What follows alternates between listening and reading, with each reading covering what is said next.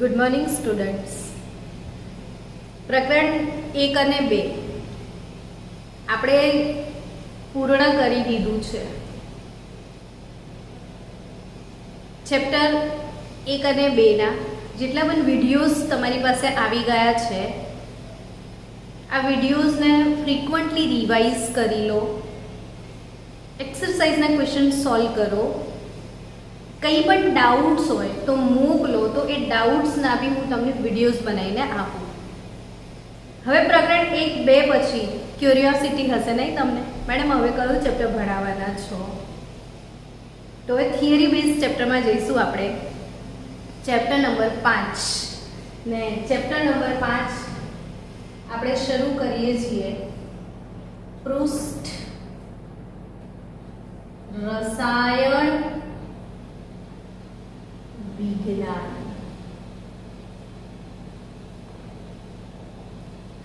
Chapter number 5 કયું બાળકો? પૃષ્ઠ રસાયણ વિજ્ઞાન. અને આ પૃષ્ઠ રસાયણ વિજ્ઞાન એટલે સરફેસ કેમેસ્ટ્રી. કેમેસ્ટ્રીમાં ઘણી બધી બ્રાન્ચીસ અવેલેબલ છે. રસાયણ વિજ્ઞાનના અભ્યાસને ઘણી બધી શાખાઓમાં વિભાજિત કરવામાં આવ્યો છે. ને જો તમને યાદ હોય તો કેમેસ્ટ્રીમાં આપણે ભણ્યા હતા ફર્સ્ટ ચેપ્ટરમાં કે there are 6 branches in chemistry. ને એમાંનું જે ફર્સ્ટ હતું એ ભૌતિક રસાયણ વિજ્ઞાન, physical chemistry, બાયોકેમેસ્ટ્રી, organic chemistry, inorganic chemistry, industrial chemistry, ઔદ્યોગિક રસાયણ વિજ્ઞાન અને વૈશ્લેષિક રસાયણ વિજ્ઞાન. આટલા કેમેસ્ટ્રીના બ્રાન્ચીસ છે. અને ઓલમોસ્ટ હમણાં સુધીનો જે અભ્યાસક્રમ હતો ને એ તમામ શાખાઓમાંથી આપણે ચેપ્ટર ભણ્યા. ફિઝિકલ કેમેસ્ટ્રીના ચેપ્ટર ભણ્યા, ઓર્ગેનિકના ભણ્યા, ઇનઓર્ગેનિકના ભણ્યા. હવે આપણે કંઈક નવું જ ભણવા જઈ રહ્યા છીએ, સરફેસ કેમેસ્ટ્રી. સરફેસ કેમેસ્ટ્રી, આટલા બધા કેમેસ્ટ્રી ભણ્યા. હવે આ નવું શું છે? તો કે આ શેના રિલેટેડ કેમેસ્ટ્રી છે? તો કે સરફેસના રિલેટેડ કેમેસ્ટ્રી છે.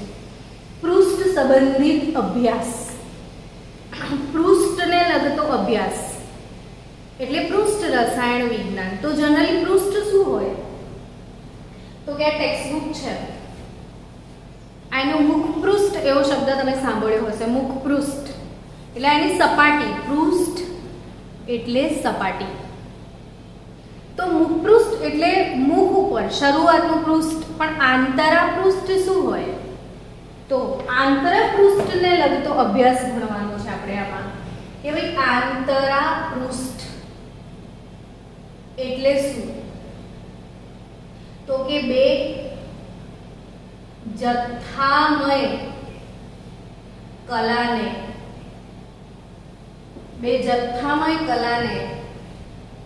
અલગ કરતી હદ એટલે આંતરપૃષ્ઠ. અને બે જથ્થામય કલાને અલગ કરતી હદ નો અભ્યાસ એટલે પૃષ્ઠ રસાયણ વિજ્ઞાન. હવે આ બે જથ્થામય કલાઓ એટલે શું? તો કે ઘરે આજે એક્સપેરિમેન્ટ કરજો બાળકો. એક બીકરમાં તેલ લઈ લેજો. શું લેશો? તેલ. અને બીજા બીકરમાં પાણી લઈ લો.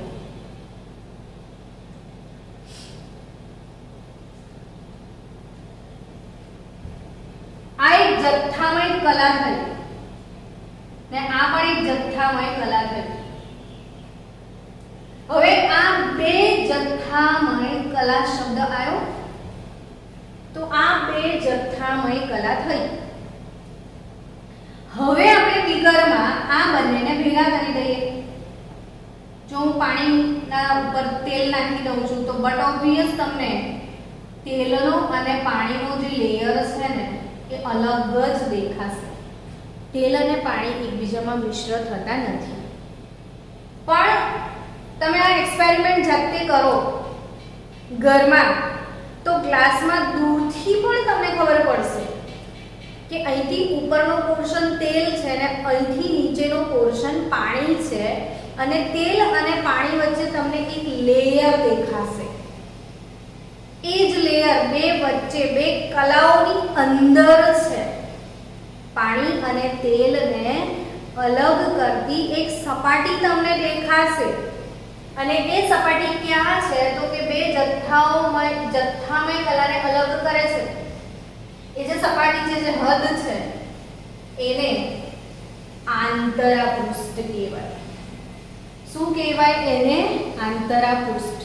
તો આંતરપૃષ્ઠ એટલે શું તો કે બે જથ્થામય કલાને અલગ કરતી હદ અને એનો જે અભ્યાસ છે એ પૃષ્ઠ રસાયણ વિજ્ઞાન. હવે આ જે તેલ અને પાણી તમે મિક્સ કર્યું છે તો આંતરપૃષ્ઠને કઈ રીતે બતાવાય તો કે તેલ ડેશ પાણી આ રીતે લખાય અથવા તેલ સ્લેશ પાણી, તેલ ઓબ્લિક પાણી એટલે આ સ્લેશ કહીશું ને અથવા નાની લીટી એટલે હાયફન. તો આ જે આંતરપૃષ્ઠ છે એને દર્શાવવા માટે આવી રીતે હાયફન યા તો સ્લેશ આપણે યુઝ કરીએ છીએ. ઘન અને પ્રવાહી વચ્ચેનું જો આંતરપૃષ્ઠ હોય તો એ આ રીતે બતાવાય ઘન પ્રવાહી અથવા આ રીતે લખાય ઘન અથવા પ્રવાહી. સમજ્યા? તો આંતરપૃષ્ઠ એટલે શું બાળકો તો કે બે જથ્થામય કલાને અલગ કરતી હદ અને આનો જે અભ્યાસ છે એ પૃષ્ઠ રસાયણ વિજ્ઞાન. અને આ જે પૃષ્ઠ છે એ બે કલાની અંદર છે એટલે એને આપણે આંતરપૃષ્ઠ કહીએ છીએ. હવે આ આંતરપૃષ્ઠની થોડીક વધારે વાતો કરીએ કે ભાઈ વાયુ આવું લખાય કે ના લખાય તો કે બે વાયુ વચ્ચે આ આંતરપૃષ્ઠ કોના વચ્ચે હોય તો કે ઘન પ્રવાહી વચ્ચે હોય, પ્રવાહી વચ્ચે હોય, બે વાયુ વચ્ચે હોય તો ના હોય. કેમ ના હોય તો કે હવા જ લઈ લો ને, તમારી આજુબાજુ હવા છે કે નહીં? હવામાં કેટલા બધા વાયુ છે અને આ બંને વાયુઓના કણો વચ્ચે બહુ જ જગ્યા હોય. જો આ એક વાયુ છે ઓક્સિજન ને બીજો વાયુ છે નાઇટ્રોજન તો આની વચ્ચે જગ્યા છે એટલે જ્યારે ઓક્સિજન નાઇટ્રોજનમાં આવશે તો આની વચ્ચે એ સંપૂર્ણપણે મિશ્ર થઈ જશે. કણો વચ્ચે જગ્યા હોય ત્યાં પૂરેપૂરો મિશ્ર થઈ જાય છે. સંપૂર્ણ રીતે બે વાયુઓ એકબીજામાં ભળી જાય છે એટલે વાયુ વચ્ચે આંતરપૃષ્ઠ શક્ય નથી. તો બે વાયુ વચ્ચે આંતરપૃષ્ઠ શક્ય નથી. હવે સમજાયું તમને કે ભાઈ પૃષ્ઠ રસાયણ વિજ્ઞાનમાં આપણે પૃષ્ઠનો અભ્યાસ કરવાના છીએ. એટલે ફરી તમને પ્રશ્ન થશે મનમાં કે કેમ આપણે શું જરૂર છે 12મા ધોરણમાં? તો કે 12th ની અંદર એવી ઘણી બધી ઘટનાઓ તમે હમણાં સુધીમાં ભણ્યા છે જે પૃષ્ઠ ઘટનાઓ હતી. તો કે એવું કઈ ઘટનાઓ પૃષ્ઠ ઘટનાઓ હતી યાદ કરો તો.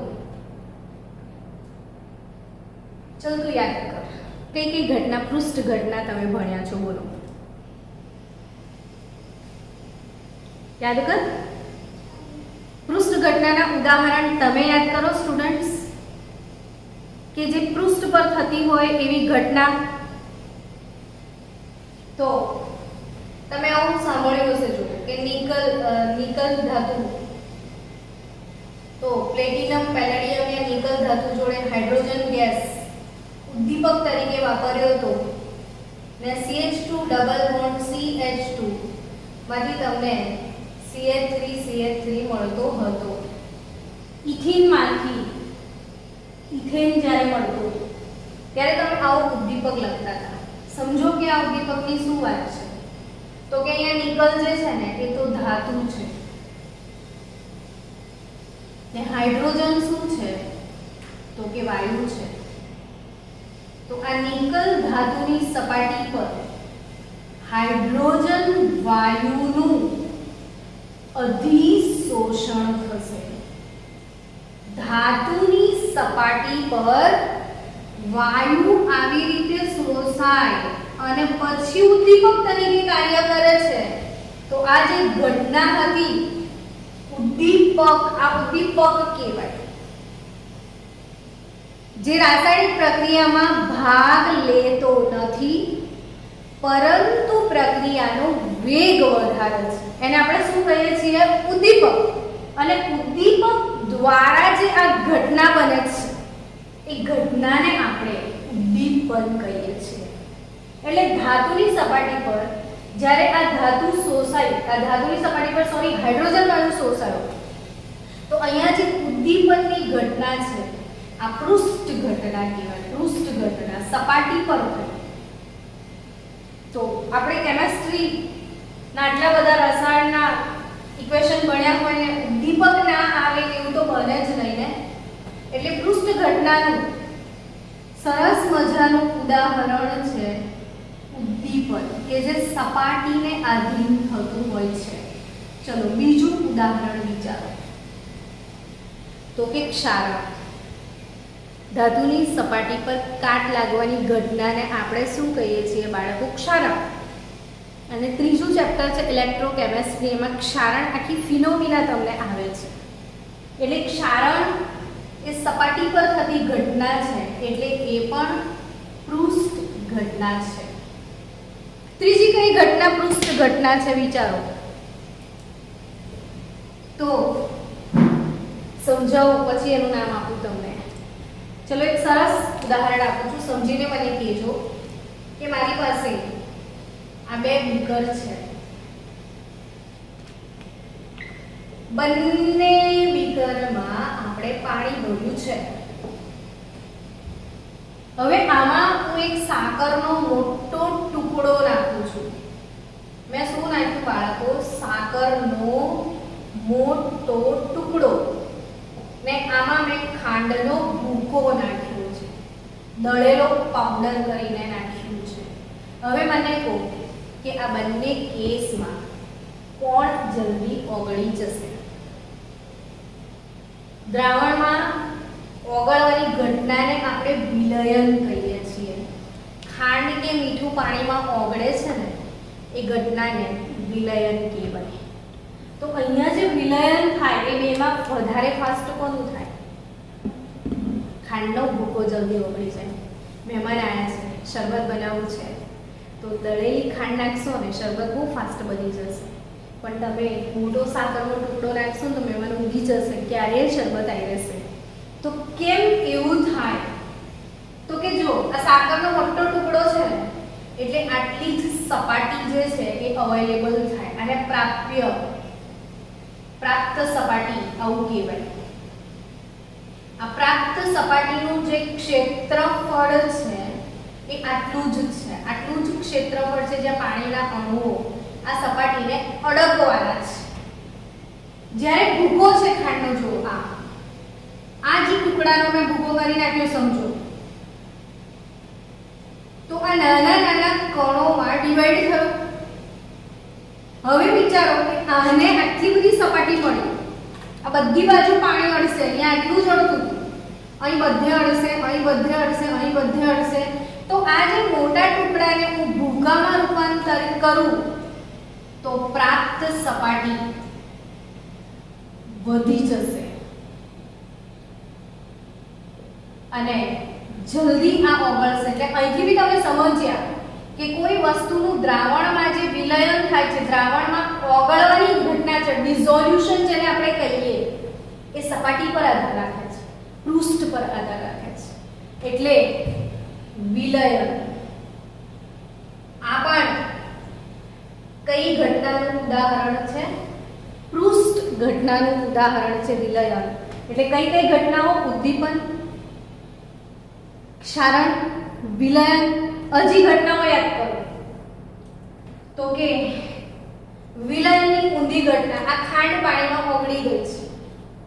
કોઈ પણ વસ્તુને દ્રાવણમાં ઓગાળીને સંતૃપ્ત દ્રાવણ બનાવીને ફરીથી બહાર લાવવાની ઘટનાને સ્ફટિકીકરણ આપણે કહેતા હોઈએ છીએ. જેમ કે ખાંડના સ્ફટિકો શેરડીના રસમાંથી બને છે. શેરડીનો રસ પ્રવાહી છે. એ પ્રવાહીમાંથી આપણે એ ખાંડના સ્ફટિકો મેળવીએ છીએ. આ ઘટનાને સ્ફટિકીકરણ કહેવાય.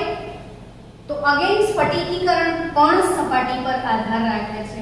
એટલે વિલયન, સ્ફટિકીકરણ આ પણ કઈ ઘટના છે? પૃષ્ઠ ઘટના. હજી કોઈ ઘટના?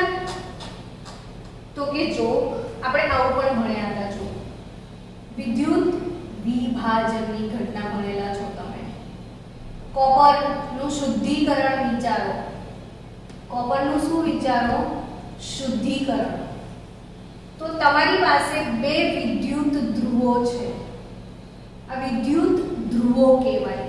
શું કહેવાય? વિદ્યુત ધ્રુવ, જેને આપણે ઇલેક્ટ્રોડ એવું કહીએ છીએ. ઇલેક્ટ્રોડ, એનોડ, કેથોડ, ઇલેક્ટ્રોડ છે આ.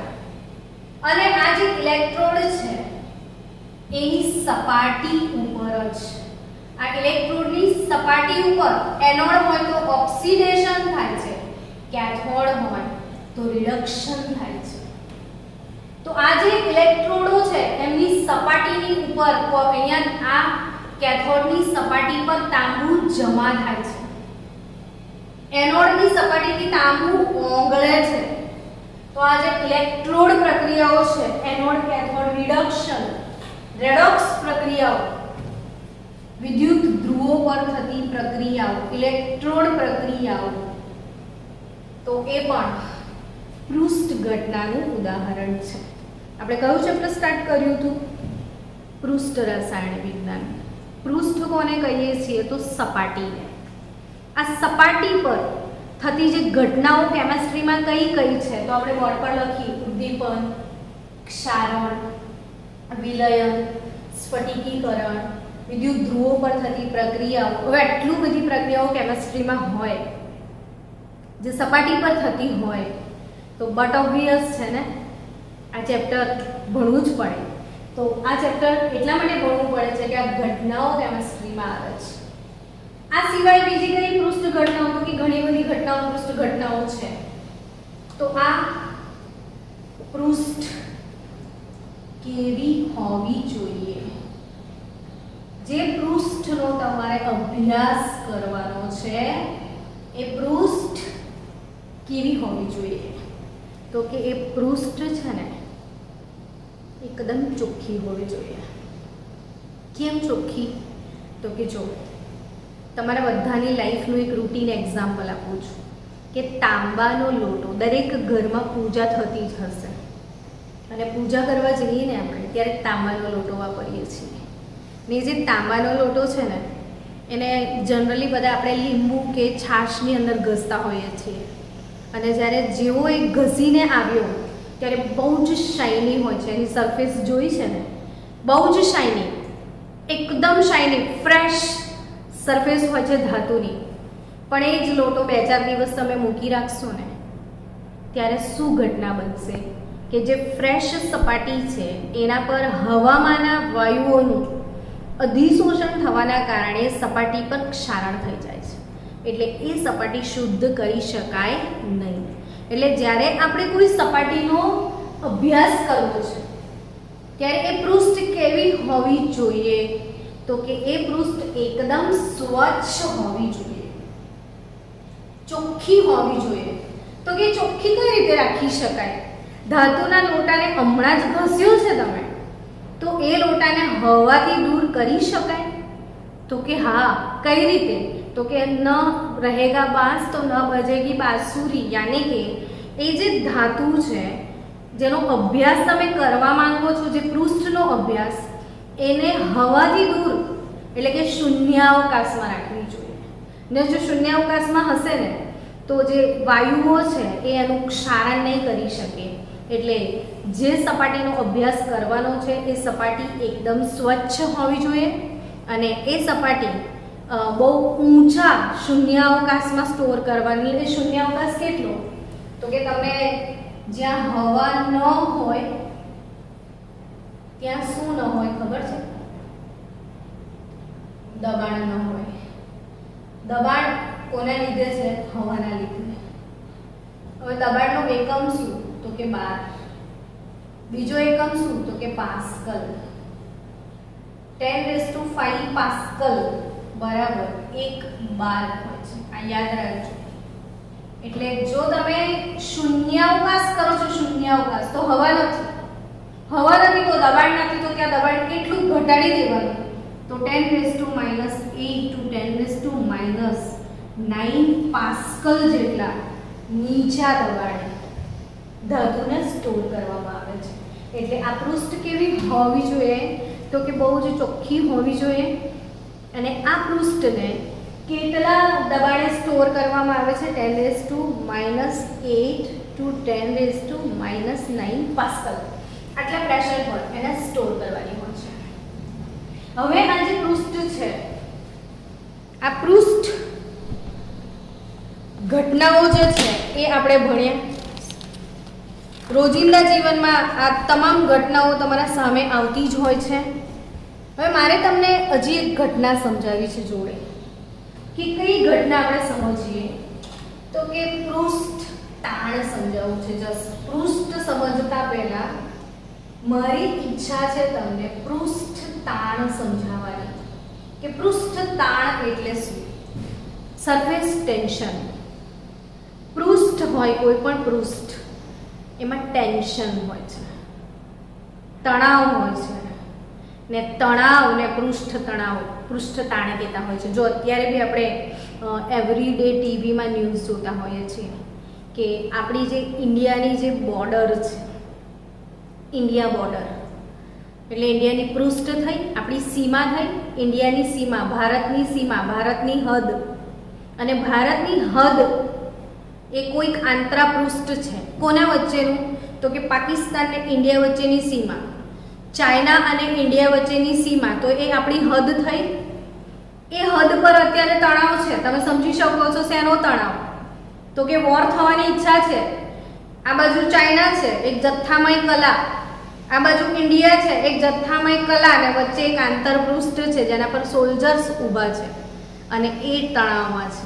એમ દરેક પૃષ્ઠ, કેમેસ્ટ્રી, એમાં જે પણ પૃષ્ઠ છે, જે પણ પદાર્થ છે, એની જે સપાટી છે એના પર તણાવ હોય ને હોય જ. એને શું કહીએ છીએ આપણે? પૃષ્ઠ તાણ કહીએ છીએ. ફોર એક્ઝામ્પલ, કે તમે એકદમ સૂકી, હમણાં બહાર નીકળો ને આજુબાજુ માટી ખોદો ને સૂકી માટીનો જે ઢેફું હોય, આપણે ઢેફું કહીએ છીએ ગુજરાતી શબ્દ એના માટે. તો સૂકી માટીનું જે ઢેફું જેને કહેવાય એ હાથમાં પકડો ને એના પર પાણીના ટપકા નાખો. અવાજ સાથે પાણી અંદર શોષાવા લાગશે. સૂકી માટી પર શું નાખી રહ્યા છો? પાણી નાખશો ને તો એ અંદર શોષાવા લાગે છે. કેટલી ફાઇન ફિનોમિના છે જે તમારી ડે ટુ ડે લાઈફમાં તમે જોવો છો, સામે દેખાય એવી ઘટના છે કે તમે જોઈ રહ્યા છો એને, કે માટી પર જ્યારે પાણી નાખવામાં આવ્યું તો એ સીધું જ અંદરની તરફ શોષાઈ ગયું. કેમ એવું થયું? એ તો એની સપાટીમાં તણાવ હશે જે નીચેની તરફ કોઈ પણ વસ્તુને ખેંચે છે. સમજી રહ્યા છો? એમ કંઈ પણ, જેમ કે સ્પંજ લઈ લો. ચલો, પાણી સ્પંજ પર નાખશો તો શું ઘટના બનશે? તો કે સ્પંજ પાણીમાં શોષાઈ જશે. તો આ કેમ આવું થાય છે? કેમ આવું થાય છે? તો એના પાછળ જવાબદાર ઘટક કોણ છે? પૃષ્ઠ તાણ. તો કેમ એવું થાય છે એની ડિટેલ સમજીએ આપણે. જો આ પ્રવાહી છે,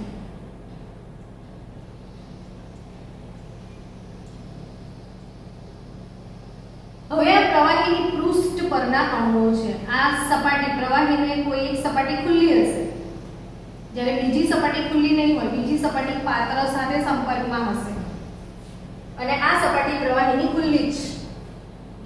હવે પ્રવાહીની સપાટીના બલ્કની અંદર જે અણુ હશે, આ વાળો અણુ પર ફોકસ કરો તો ક્યાં એકલો થોડી છે, એની આજુબાજુ પ્રવાહીના ઘણા બધા અણુઓ હશે જ ને. ઘણા બધા અણુઓ આજુબાજુ છે અને તમે જાણો છો કે એમાં આંતર આણવીય આકર્ષણ બળ હાજર હોય છે. આનો અર્થ એવો થયો કે આ અણુને આ અણુ આકર્ષે છે, આ પણ આકર્ષે છે, આ પણ આકર્ષે છે. આ અણુને કઈ કઈ દિશામાં આકર્ષણ મળે સમજો. બોલો, આ અણુને કઈ કઈ ડાયરેક્શનમાં આકર્ષણ મળે છે? તો કે બધી દિશામાં. એટલે બધી જ દિશામાં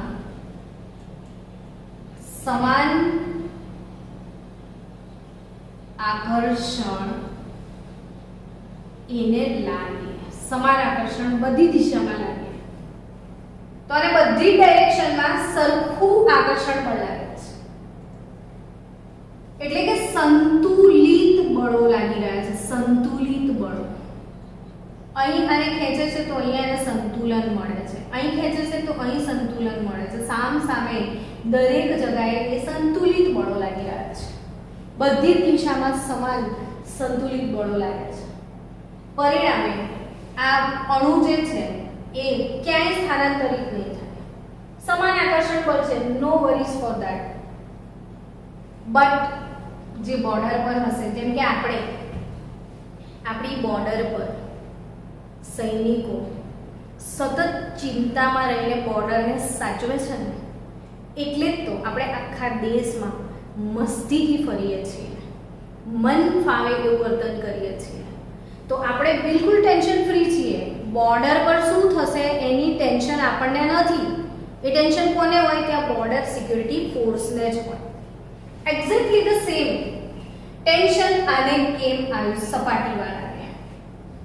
તો કે સપાટીવાળો જે અણુ છે એને આ અણુ આકર્ષે છે, આ બાજુથી એને આ અણુ આકર્ષે છે. જો સમજો, આને આ બાજુથી આને નીચે તરફ પણ આકર્ષણ મળશે. જો ત્યારે અહીં આ તમામ જગ્યાઓ તરફ એને આકર્ષણ મળી રહ્યું છે. પણ ઉપર નથી. તો આ બળ કેવું ગણાય? અને કેવા બળો લાગે છે? આન્સર આપો. આ સંતુલિત બળો છે. આ કેવા બળો છે? અસંતુલિત. કેમ અસંતુલિત થયા? તો કે ઉપર તરફ કોઈ બળ નથી અને કઈ કઈ દિશામાં બળ લાગી રહ્યું છે એમ કહો મને. તો કે એને આમ લાગશે, એટલે બે સાઈડો પર લાગે છે અને નીચેની તરફ લાગે છે. એટલે તમામ અણુઓને સાઈડ પરથી અને નીચેની તરફ જ, તમામ અણુઓને આજુબાજુથી અને નીચેની, એટલે આખી જે સપાટી છે એનામાં સતત ડાઉનવર્ડ ફોર્સિસ લાગે છે. નીચેની તરફ, એટલે સપાટી નીચેની તરફ આમ ખેંચાય છે. તમે આ પ્રવાહીને છે ને બ્યુરેટમાં ભર્યું હશે. પ્રેક્ટિકલ જ્યારે કરતા હતા ત્યારે પ્રવાહીને આપણે બ્યુરેટ કે પીપેટમાં ભરતા હતા અને પીપેટમાં જ્યારે ભરીને આપણે પેલું આમ સક કર્યા પછી બંધ કરતા હતા ત્યારે સપાટી જોતા હતા ને, ત્યારે સપાટી આવી આપણે નીચેની સપાટી જોતા હતા. આપણે બ્યુરેટમાં બી કેમ પ્રવાહીને આવી ઘટના બની? સમજાયું કે નહીં? જ્યારે એ બ્યુરેટ કે પીપેટમાં ખેંચાયું ત્યારે એની જે સપાટી છે એને નીચેની તરફ અણુપૃષ્ઠ તાણની જે ઘટના છે એને લીધે નીચેની તરફ એને ટેન્શન લાગે છે અને નીચેની તરફ ટેન્શન લાગે છે ને એટલે નીચેની તરફ પ્રવાહી ખેંચાય છે આ રીતે. એટલે દરેક પૃષ્ઠ જે છે, દરેક પૃષ્ઠ, એમાં પૃષ્ઠ પરના જે અણુઓ છે એની ઊર્જા વધારે હોય છે, જેને આપણે પૃષ્ઠ ઊર્જા કહેતા હોઈએ છીએ. એટલે પૃષ્ઠના અણુઓ પર તણાવ હોય છે, ઊર્જા વધે છે, એને અસ્થાયીપણું વધે છે, એટલે એને શું કહે છે? પૃષ્ઠ ઊર્જા. એટલે હવે તમે કશું પણ મૂકો, ચલો આ એક માટીનું ઢેફું છે, એના દરેક પૃષ્ઠ પર તણાવ છે, પાણી મૂકશો શું થશે? સીધું ગબ લઈને અંદર. કેમ કે એને નીચેની તરફ ખેંચાણ બળો છે. એટલે કઈ પણ સપાટી પર મૂકો તો શું થાય?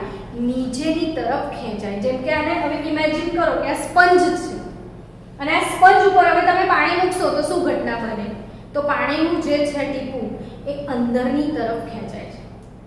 તમને ખબર છે કોઈને બી તાણ કે ટેન્શન ગમે ખરું? એવું તમને ગમે ટેન્શન? તમને ગમે સર ટેન્શન? નથી ગમતું ને? કોઈને ટેન્શન ગમે? ના ગમે. તો દરેક વ્યક્તિ હોય કે વસ્તુ હોય કે પદાર્થ હોય એ તણાવમાંથી મુક્ત થવાનું વિચારે. અને તણાવમાંથી મુક્ત કેવી રીતે થશે તો કે આનું જે પૃષ્ઠ છે એ જેટલું ઓછું, સપાટી જેટલી ઓછી એટલું ટેન્શન ઓછું. સીધો હિસાબ સમજ્યા? પૃષ્ઠ છે તો તણાવ છે, પૃષ્ઠ નથી તો તણાવ નથી. તો પૃષ્ઠ બને એટલું ઓછું કરી દઈએ તો બને એટલું ટેન્શન ઓછું થાય. તો વિચારો કે એવો કયો આકાર છે જેને ઓછામાં ઓછી પૃષ્ઠ હોય તો કે લંબઘન આકાર હોય ને તો આ 1, આ 2, આ 3, આ 4 કેટલા બધા પૃષ્ઠ હોય. પણ ગોળ દડો હોય ને તો એને એક બી પૃષ્ઠ ના હોય. એટલે ઓછામાં ઓછી પૃષ્ઠ ગોળાકાર શેપમાં હોય. એટલે જ નળમાંથી જ્યારે પાણીનું ટીપું નીચે પડે છે ત્યારે એક ગોળાકાર આકાર ધારણ કરે છે કે પોતાના સરફેસને મિનિમમ કરવાનો ટ્રાય કરે છે, એનો તણાવને ઘટાડવાનો ટ્રાય કરે છે. એન્ડ ડ્યુ ટુ ધેટ એ ટીપું ગોળ બને છે. તો અહીંયા પૃષ્ઠ તાણની જે ઘટના છે ખરેખર સમજો કે કોઈ પણ પૃષ્ઠ લઈ લો એમાં ટેન્શન હોય એટલે કંઈ પણ પૃષ્ઠ પર તમે કશું બી મૂકો સીધું જ અંદર જ જાય, ઉપર તરફ ના જાય કોઈ દિવસ, એ નીચેની તરફ આવે છે. કારણ કે સપાટી પર અસંતુલિત બળો હાજર છે. અને આમ સ્પંજની સપાટી પર પાણી મૂકો ને અંદર શોષાય, એ જ ટર્મ તરફ આપણે જઈ રહ્યા છીએ જેને કહેવાય અધિશોષણ.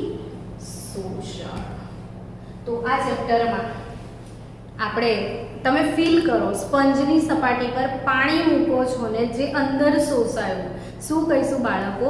અધિશોષણ કહીશું.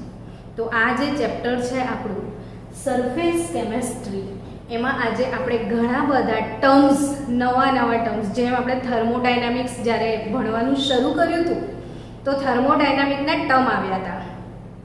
પ્રણાલી શું છે, પર્યાવરણ શું છે, કેટલી ટાઈપની પ્રણાલી હોય, કેટલી ટાઈપના પર્યાવરણ હોય, માત્રાત્મક ગુણધર્મો, સંખ્યાત્મક ગુણધર્મો, એન્થાલ્પી, આંતરિક ઉર્જા, એમ જ્યારે કેમિસ્ટ્રીનું પહેલું ચેપ્ટર સ્ટાર્ટ થયું તો મોલારિટી, નોર્માલિટી, મોલાલિટી, ફોર્માલિટી આ બધા ટર્મ્સ ભણ્યા હતા.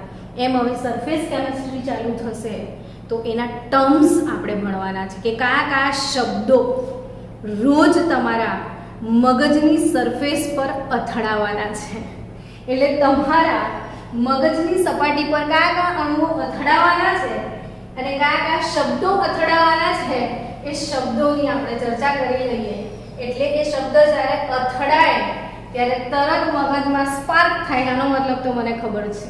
તો એ સમજીએ હવે કે પૃષ્ઠતાણ ના આધારે થતી ઘટનાઓ છે. સૌથી પહેલા અધિશોષણ.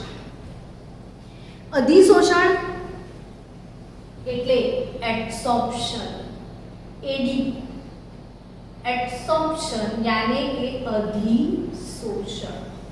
હવે આ શું છે અધિશોષણ? તો કે અધિશોષણ એને એક ઉદાહરણથી સમજીએ કે મારી પાસે આ ચારકોલ એટલે કોલસો, આ ચારકોલનો એક ટુકડો છે. જે ચારકોલના ટુકડાને આમાં પીળા રંગનું દ્રાવણ ભરેલું છે. કયા રંગનું દ્રાવણ ભરેલું છે? પીળા રંગનું દ્રાવણ ભરેલું છે. કે આ પીળી સાકરનું કંઈ પણ દ્રાવણ છે, પીળું દ્રાવણ છે. હવે હું એમાં ચારકોલનો ટુકડો નાખીશ તો જે પીળા રંગના કણો છે, તમને ખબર છે કે હમણાં જ કીધું કે સપાટી પર કશું મૂકશું તો એ અંદર શોષાવા લાગશે અસંતુલિત બળોના લીધે. એટલે પીળા રંગના કણો છે એ આ સપાટી તરફ આકર્ષાય. પીળા રંગના કણો સપાટી તરફ આકર્ષાય, આકર્ષવાની ઘટના બનશે. પીળા રંગના કણો કોના તરફ આકર્ષાશે બાળકો? સપાટી તરફ આકર્ષાશે. અને આ જે સપાટી તરફ આકર્ષણની ઘટના બની એના કારણે ચારકોલની સપાટી પર બધા જ પીળા રંગના મોટા ભાગના કણો આ સપાટી પર શોષાશે. હવે આ જો સમજો કે આ ચારકોલનો પીસ હતો, લંબઘન પીસ હતો. હવે આ જે શોષાયા કણો એ ફક્ત સપાટીની ઉપર જ હશે. હવે જો હું આ ચારકોલને અહીંથી કાપી નાખું વચ્ચેથી, તો એ વચ્ચેના પોર્શનમાં પીળા રંગના કણો જોવા મળશે નહીં. ખાલી ક્યાં હશે? ફક્ત અને ફક્ત સપાટી પર જ હશે. જેમ કે ખમણની થાળી છે હમણાં જ ઉતારી. હવે ખમણ પર આપણે વઘાર નાખીએ છીએ, તો વઘાર એ ખમણની સપાટીની ઉપર હશે. ખમણને તોડશો, અંદર તમને વઘાર નહીં મળે. એટલે ફક્ત સપાટી પર અંદર ના હોય તો એ ઘટનાને શું કહેવાય? એબ્સોર્પ્શન. પણ ધારો કે તમે ગુલાબજાંબુ ચાસણીમાંથી બહાર કાઢો છો, તો ગુલાબજાંબુ જ્યારે ચાસણીમાંથી બહાર નીકળે ને એને તમે કાપશો તો તેના અંદરના લેયર સુધી પણ તમને ગળપણ લાગશે. આખું ગુલાબજાંબુના છેક ઇનર લેયર સુધી શોષાયું, જે શોષણ કહેવાય. પણ આ ઇનર લેયર સુધી નથી જતું, ફક્ત ઉપર રહેશે. જેમ કે આ પ્લેટિનમ અથવા પેલેડિયમ ધાતુ છે, એની સપાટી પર હાઇડ્રોજન વાયુ શોષાય તો ફક્ત સપાટી પર હશે, અંદરની તરફ નહીં હોય. તાંબાનો લોટો ઘસો છો તો ક્ષારણ ફક્ત સપાટી પર હશે, અંદરની તરફ તો લોટો ચોખ્ખો જ હશે. તો આનો અર્થ શું થયો? અને મને શબ્દોમાં કઈ રીતે રજૂ કરાય? તો અધિશોષણ એટલે ફક્ત ઉપર શોષાય. તો એની વ્યાખ્યા અપાય કે ઘટના કે જેમાં અણુઓ સપાટી તરફ આકર્ષાય અને સપાટી પર જળવાય, કે જેથી તેની સાંદ્રતા અંદરના જથ્થા કરતા સપાટી પર મહત્તમ હોય. અંદરના જથ્થા કરતા સપાટી પર મહત્તમ હોય. ઘટના કે જેમાં અણુઓ સપાટી તરફ આકર્ષાય, પછી સપાટી પર જ જળવાય, કે જેથી સાંદ્રતા ઉપર જ હોય. અંદરના જથ્થા કરતા સપાટી પર મહત્તમ હોય. અંદર સાંદ્રતા તમને મળશે નહીં. આ ઘટનાને શું કહીશું આપણે બાળકો? અધિશોષણ.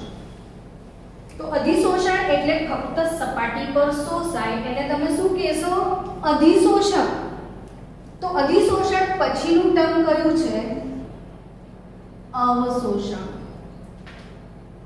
અવશોષણ એટલે AB, એબ્સોર્પ્શન. હવે આ અવશોષણ એટલે શું? તો કે અવશોષણ એટલે ફક્ત સપાટી નહીં, પરંતુ સમગ્ર વિસ્તારમાં ફેલાય. હું તમને આ બંને ફિનોમિનાને સમજાવતું એક ઉદાહરણ આપું. સમજો કે એક બીકર છે યા બાઉલ છે, એમાં મારા પાસે પાણી છે. હવે આ પાણીમાં હું પીળી સાકરનો ટુકડો નાખું છું. કઈ સાકર? પીળી સાકર નાખી. તો શું થશે? આ પાણીમાં પીળી સાકર ઓગળી જશે ને, તો દ્રાવણ કેવું થઈ જશે? પીળું ને. બધું દ્રાવણ પીળું થઈ જશે કે અડધું જ? બધું. આનો અર્થ શું થયો? કે પીળો રંગ આખા બલ્કમાં ફેલાયો. પીળો રંગ આખા બલ્કમાં ફેલાયો એટલે કઈ ઘટના? અવશોષણ. એટલે એબ્સોર્પ્શન એટલે શું? તો કે સમગ્ર વિસ્તારમાં ફેલાય. હવે વિચારો કે આ જ પીળા દ્રાવણમાં હું ચારકોલનો ટુકડો નાખી દઉં. હવે मैंने चारकोल नाखी. नाउ अब क्या होने वाला है बताओ? एग्जैक्टली पीला रंगना कणो ચારકોલની સપાટી પર શોષાઈ જાય છે. હવે ફક્ત ઉપર જ હશે, અંદર જશે આ ઘટના કઈ? અધિશોષણ. તો અવશોષણ એટલે સમગ્ર બલ્કમાં ફેલાય, અધિશોષણ એટલે ફક્ત સપાટી પર થાય. હવે ત્રીજી ફિનોમિના કે અધિશોષણ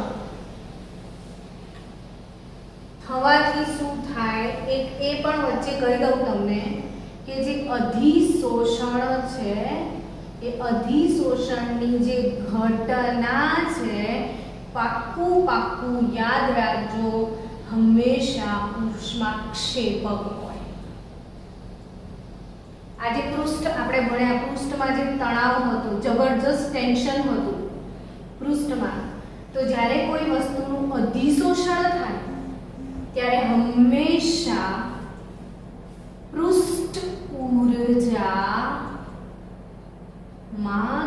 ઘટાડો થાય. અધિશોષણ થાય બાળકો, શું થાય? અધિશોષણ થાય, અધિશોષણની ઘટના થાય ત્યારે પૃષ્ઠ ઊર્જામાં હંમેશા ઘટાડો થાય. ક્યારે ઘટાડો થાય? તો હું મારી ઊર્જા બહાર ફેંકું તો ઘટું ને, એટલે મારા અંદર જે ઊર્જા છે એનો બહાર ફેંકી દઉં છું તો મારી ઊર્જામાં ઘટાડો થાય. તો ઊર્જાને જ્યારે બહાર ફેંકું છું તો એ કઈ ઘટના કહેવાય? તો કે ઉષ્માક્ષેપક કહેવાય. તો ઉષ્માક્ષેપક અધિશોષણની ઘટના કેવી છે બાળકો? ઉષ્માક્ષેપક ઘટના છે. અને અધિશોષણને કારણે પૃષ્ઠ ઊર્જામાં શું થશે? ઘટાડો થશે. હવે આગળ વધીએ. કપડાં છે તમારા, સૂકા કપડાં, તગારું ભરેલું પાણી છે, એ કપડાં પાણીમાં પડી જાય છે, શું થશે? પલળી જશે. અર્થાત કે પાણી કપડામાં શું થયું? અવશોષણ કે અધિશોષણ પામ્યું. હંમેશા શરૂઆતમાં અધિશોષણની ઘટના થાય. ગુલાબજાંબુ હમણાં જ બનાવ્યું તમે, ને તમે જેવું ચાસણીમાં નાખશો અને પછી તરત બહાર કાઢી લેશો તો છેક અંદર સુધી નહીં પહોંચે, ફક્ત સપાટી પર હશે. તો શરૂઆતમાં કઈ ઘટના થાય? અધિશોષણ. પણ બહુ જ સમય લાગશે તો ધીરે ધીરે એ અવશોષણમાં પરિણમે છે. હવે હમણાં જ કપડાં પાણીમાં પડ્યા છે એટલે સપાટીની અંદર પાણી શોષાઈ ગયું. હવે તમે શું કરશો? ભીના કપડાને તાર પર સૂકવી દેશો તો શું થશે? અંદરનું પાણી જે સપાટીમાં શોષણ થયું હતું એ શું થયું? ઉડી ગયું. તો એ ઘટનાને શું કહેવાય? અપશોષણ, જેને આપણે ડિસોપ્શન કહીશું. ડિસોપ્શન. જો બાળકો, જ્યારે અધિશોષણ પ્લસ અવશોષણ બંને ફિનોમિના સાથે થાય તો એને શોષણ કહેવાય, સોપ્શન. અને બાય ચાન્સ જે શોષાયેલું છે એ પાછું ઉડી જાય, બહાર નીકળી જાય. ગુલાબજાંબુને હાથમાં લઈને નીચોઈ કાઢો, ચાસણી બધી બહાર નીકળી ગઈ. આ ઘટનાને શું કહેશો? અપશોષણ.